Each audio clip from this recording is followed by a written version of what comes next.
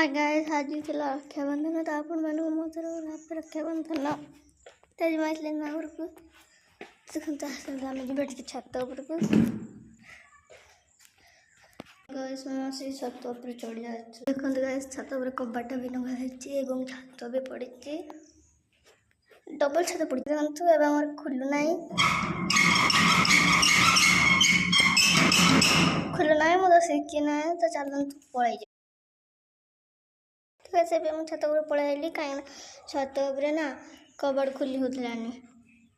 आसत आज आम घर देखा आपण मानक ये आम कबाड़ तेड़ा गोटे रूम एपटे गोटे रूम एपटे घंटा बसची किचन घर एपटे ठाकुर घर एपटे अच्छी वाशरूम। चलतु देखिए रूम आम झील जेजे भेंडी गचर विष देवे विष सब तैयार कर